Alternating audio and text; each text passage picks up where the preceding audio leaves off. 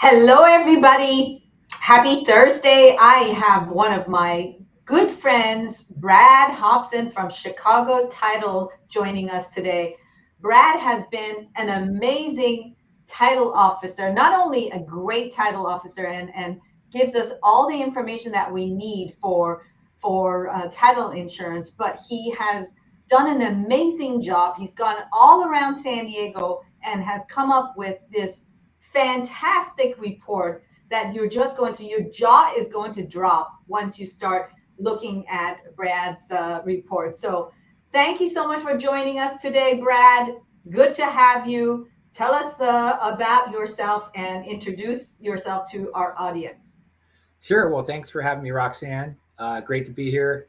Yeah, so I've been in the title insurance space for 37 years and worked directly with people like Roxanne and homeowners to provide property information, title insurance. But I also kind of on the side, and it's sort of a passion about following things that are happening in San Diego, specifically on the development side, because there's been so many different and new developments happening in the last 5 to 10 years in San Diego. So, yeah, put together this presentation and would love to share with you today. Yes, please do. Okay, let's get going here. Okay, let's go here, hopefully. Okay, wait, can you see that? Nope, we still can't see it. Okay, hang on. Let me get to, okay, I think I have to go around here. Share screen, slides, computer. Okay, hang on a second. Because I'm trying to do share screen. While you're doing that, I'm going to share your information and talk Okay. about title insurance while you're trying to figure that out. So if you're trying to get a hold of Brad, there is his phone number. And if you are trying to send him an email, there is actually this one is his Instagram handle, and he is a rock star on Instagram. He's always posting, and his posts are very, very informative. So if you are on Instagram, look for him and follow him because he has a wealth of information. And if you're trying to send him an email, there is his email address. You can directly reach out to him. And so let's talk about what Brad actually does and what the title insurance is for. So when you are buying a property, you have to have title insurance. Without having a title insurance, you cannot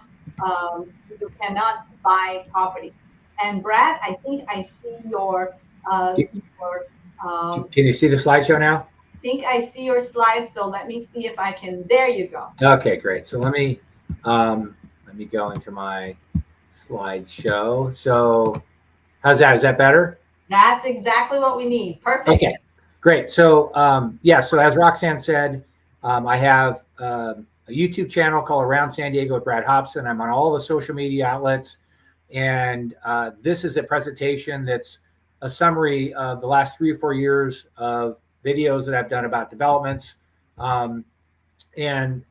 Really in San Diego and in the core of San Diego, there's really 3 or 4 main areas where a lot of the big developments are happening. There's downtown, of course. There's the metro areas, which would include Hillcrest, Bankers Hill, North Park, University Heights, kind of those areas. Then there's some big projects happening in Mission Valley. There's 3 huge projects happening in the Midway area, and there's another very large project happening down in the South Bay in Chula Vista. And so this is just a highlight of some of those projects. And so you're seeing 2 different types of things happening in the larger scale projects.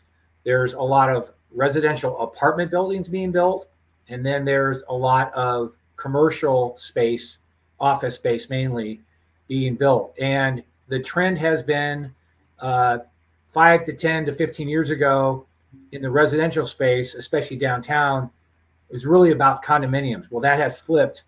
And now these developers are really focused on building residential luxury apartment buildings for the most part.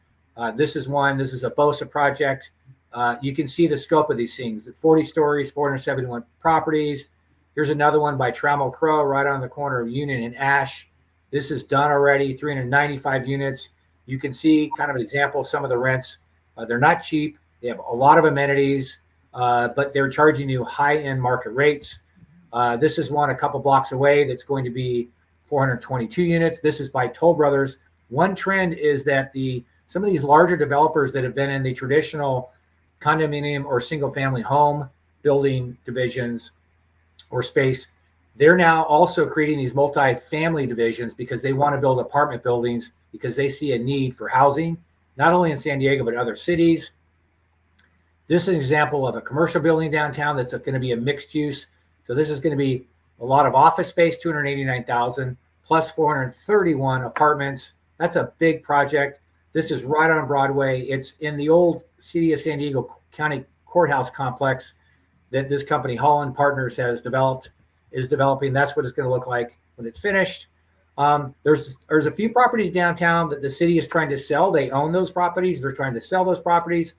This is the site between 8th and 9th and Market where the city wanted to have a Ritz-Carlton hotel. That developer finally bailed after 7 years.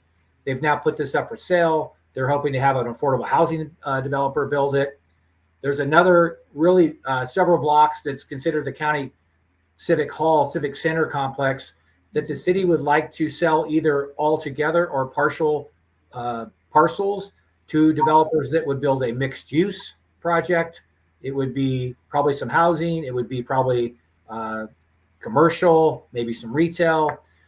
They would like to have the Civic Theater revamped. That's kind of not a deal breaker, but ultimately the city wants to build a brand new operations building on this property. And they're hoping by selling this property, that'll help partially fund the property. 101 West Dash has been in the news for about 3 or 4 years. The city did a 20-year lease on that. They couldn't inhabit it because it had asbestos. Now that's part of the complex that I just showed you. But there's now a developer that's proposing to build 100% affordable housing. That's yet to be determined if that's going to happen. The Department of Defense Navy owns a big 4-acre parcel right on Harbor Drive, a block off the water. And they have now decided to give up that lease to the Port of San Diego. And the Port of San Diego is going to, at some point in the next 3 or 4 years, put that out for redevelopment.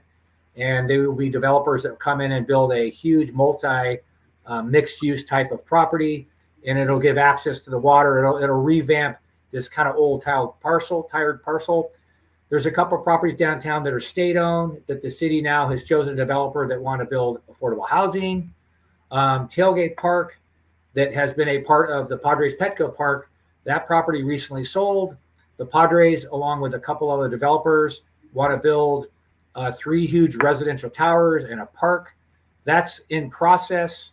There's a lawsuit happening, but that's probably going to move forward. It's going to be a huge, almost $2 billion project downtown. The USS Midway, if you know where the parking lot of that is, they are going to do a joint venture with the Port of San Diego and make most of that a park. There's a couple of renderings of what that's going to look like. They're hoping to have this done by 2028 if they can. Doug Manchester still owns one of the parcels downtown that he originally did a 99 years lease with the Navy, took over a huge 4-block property. He kept the parcel. He wants to build a huge hotel. And then you've got the other part of that whole space is called the RAD, the Research and Development District, multiple buildings, 1.7 million square feet, owned by a company called IQHQ. Seaport Village eventually probably will be redeveloped. That's still in the planning stages. You're probably not talking until maybe 2029 or 30 before they actually get to the point of being able to develop it. They're currently doing environmental impact review. But when completed, it would be a massive development on the water, replacing Seaport Village. And then the campus at Horton Plaza, that's really underway. It's about 80% done. It's the old Horton Plaza that Stockdale Capital Partners bought in 2018, and they're completely revamping it from really retail space to much more office space, lab space. And then you've got East Village Green, which is a 4-acre, 3-block park that's going to be happening in the East Village. You can see the parcels involved. It's between G and F, and then 13th and 15th. The first phase is under construction. A lot of cool things coming there. Um, then you get to the uptown area. If you know the old Pernicano site, that's now been redeveloped. That's what it looks like today. It's almost finished. It's going to be on one side, on the 6th Avenue side, apartments. On the other side, it's going to be hotel with some restaurant and parking. Across the street, kitty corner, there's a whole block that the same developer, Carmel Partners, has purchased. That's going to be a 9-story, 422 unit apartment, luxury apartment building. They've already dug the ditch for the parking. That's coming along. UC San Diego Hillcrest campus in the next 10 years is going to be completely redeveloped. They're currently starting with the outpatient pavilion and parking structure. That's what it's going to look like. That's what it looked like about a month ago. It's under construction, but they're eventually going to redo that entire campus. Brad, does it have parking? Yeah, there's a parking structure to the right. If you see that right there, that's a 1,200 space parking structure just for the outpatient pavilion. And eventually what they're going to do is they're going to build a brand new hospital along with some residential towers and a bunch of other buildings. The hospital will be probably the last thing they rebuild. That'll be about 2030. And then you have some other developments just in the Bankers Hill area. This is a 3-acre parcel that's going to be a very large kind of a combo. This is what's there now. If there's a 4-story commercial building and a 1-story commercial building, that's a rendering. But ultimately, it's going to be a 262 unit going up to 17-story tower. Got some parking. This is what's considered a complete community. So I'll touch on that briefly later. Another L-shaped parcel right across from the park between 6th and Upis that is now been demoed. And this is going to be a 200-unit condo tower. That's the rendering. It's an L-shaped property called Park Summit. There's a property down just north of Laurel Street on 1st Avenue. That's going to be an 8-story, 107-unit project. They've scraped it. That's a rendering of what's going to be. So you can see some of these projects are just, there's a lot of infill projects, and you can see most of them are residential apartment buildings. Here's another example. This is just a couple parcels on the corner of 3rd and Nutmeg. That's eventually going to be a 76-unit, 8-story project that normally it was just a small little apartment building and dental office. You can see the density now that's happening. Moving into the urban areas, this building is now complete. This is on the corner of Park and El Cajon Boulevard. This is a couple blocks away from Roxanne's office. You've probably seen it if you've been in the metro area. This is a Lennar project. This is a huge multifamily project for Lennar, 379 luxury apartments. You can see they included a lot of parking, 515 spaces. That's not always the norm. Some of these projects aren't required to include a lot of parking. On the corner there in the front, that's going to be a CVS. So that's coming. You can see an example of the rents. A couple blocks south, just south of Sprouts, there's another building going up. That's going to be 190-unit, 7-story building called the Nash. It's being built by a company out of Chicago. H. Benton. Parking units? There is parking, probably 1 space per unit, roughly, is what they're saying. 30th and Madison, just south of Adams Avenue, about a block, is a big project that's happening. It's really just coming out of the ground. It's being built by H.G. Fenton. You can see it takes up about 3/4 of a block, another 194 units with some parking. If you know DeMillie's restaurant, it's been around since the 70s. It sold back in 2021. They sold 4 parcels to a developer who's going to build a 7-story, 175-unit project. It's been pretty controversial for Normal Heights. People have fought it.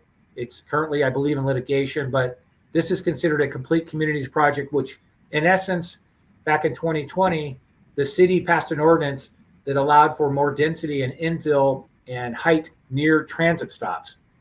This sits right on a transit stop. And so the developer goes directly to the city planner. Once they consider it a complete community, there's no public noticing, no approval by local planning groups, no city council approval. They can just go right to a planner. And this is another example of that. In North Park, there's a couple projects. This one is on the corner of Grimm and North Park Way. It was a pretty small, it was only about an 8,900 square foot parcel. You can see they built a very large apartment building, 94 units. One thing they did here is they only have 13 parking spaces. So the owner bought 80 spaces a couple blocks away at the North Park parking garage. That's one of the things these people have to do to be able to get tenants. And then if you know where the chicken pie shop is on the corner of El Cajon and Oregon, this is now right behind that, a big L-shaped 94 micro units. You can see the rents are anywhere from $29.77 to almost $5,000 a month. This is a space. This is a building that only has 28 parking spaces. You have to pay extra for parking. That's called unbundled parking. It's a trend. Complete communities. The thing about, I just explained it to you, they've increased the density and the height. Ultimately, they also have to include some affordability. I'm going to run through a couple of these. Here's a project that's in Mission Hills on the corner of Washington and Goldfinch, right at the top of the hill. This was a 5,000 square foot parcel, but because there's a bus stop right there. Abysmal that building was. Yeah, it was just a small little commercial building, and now this is what it is. It's a 7-story, 54 units. They're all micro units. They're very small. They're between 230 and 280 square feet. This builder did not include any parking because under complete communities, you don't have to. So you can imagine people in the area are upset about that, but he's doing exactly what he's allowed to by the law. So this is just an example of the density. Mission Valley, there's 3 huge projects happening. If you know where the Riverwalk Golf Course is, kind of on the western side of Mission Valley, that is all going to be redeveloped. The history is it's been golf courses for a long time. They've tried to redevelop it. One family has owned it for almost 100 years. Now there's a company called Hines Development out of Houston that's coming in to do a joint venture. They're working on phase 1, which is, that's a picture of, if you know where the old Friars 9-hole was, that's gone now. The regular golf courses, the other 18 holes are going to be there for probably at least 4 or 5 more years. They're starting with this. Phase 1 is going to be 930 apartments, some retail, a new trolley stop. And ultimately, you can see this is a huge 15-year, $4 billion project, 4,300 units, a lot of retail, 1 million square feet of office space. At least that's what's planned. What's really cool about this project is the fact that they're going to have 97 acres of open space, trails to the public.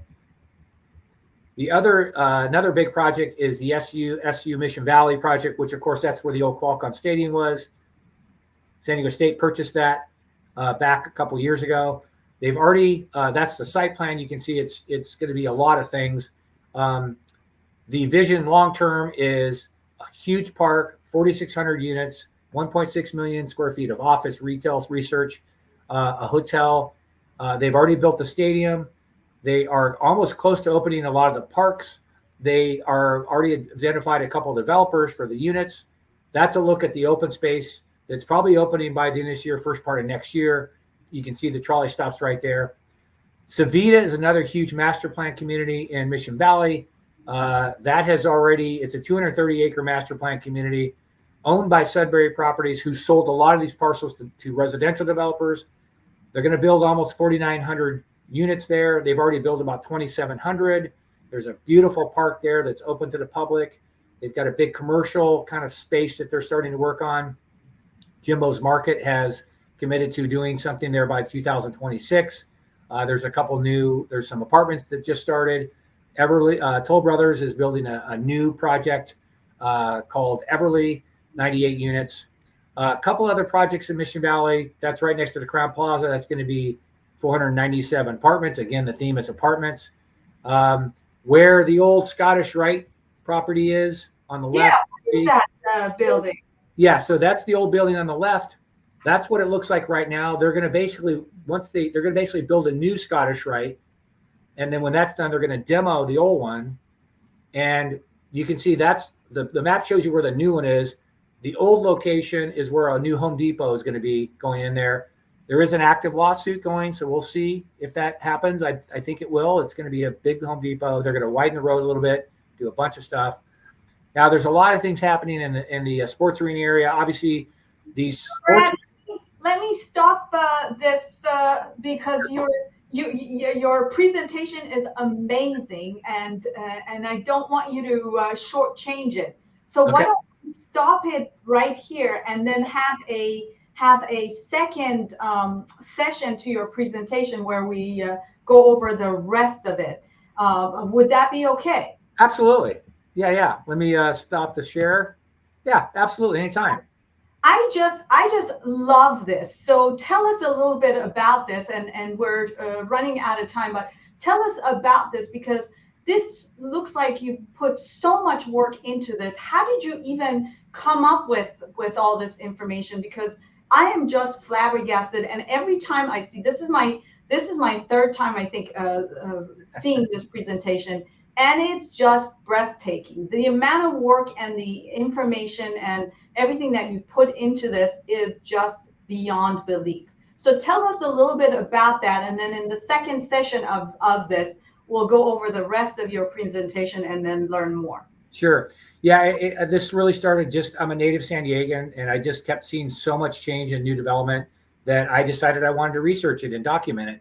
And so probably about 4 years ago, I started finding properties, and you could see things happening, and I would drill down and find out who the developer was, what the permits said happened, and then I would go out and do video, usually at the start of development. The bigger ones, I've been doing updated videos. Sometimes I'll do a video at the end, but it's a lot of research, but it's just a passion. And I've kind of got a nice cadence going now. And so I typically post one video a week. There's so much going on, I can't keep up with it all. And it's a lot of research, but I have a lot of fun doing it. Well, thank you very much. So let's just tell our audience to stay tuned for the second half of this amazing show for 2024. We'll schedule a time with you, and then we'll tell our audience when that's going to be. But definitely coming up in 2024. Join us again to watch the second half of Brad's presentation. And audience, if you are watching this on YouTube, we appreciate it if you give us a thumbs up and subscribe to our channel so that when we have other videos posted, you can be notified of our videos. And if you are wondering about who I am, I've been selling real estate in San Diego. This will be my 24th year. And there's my name. If you want to give me a call, there's my phone number. And as the title says, I am your expert realtor. And a couple of other places where you can find me, my website, there's my email address. And like Brad, I love to be on social media, and there's my Instagram handle. And we wish you a happy holiday and a wonderful new year to come. Thank you so much, Brad, for joining us today, and have a happy new year as well. And thank you so much for joining us. My pleasure.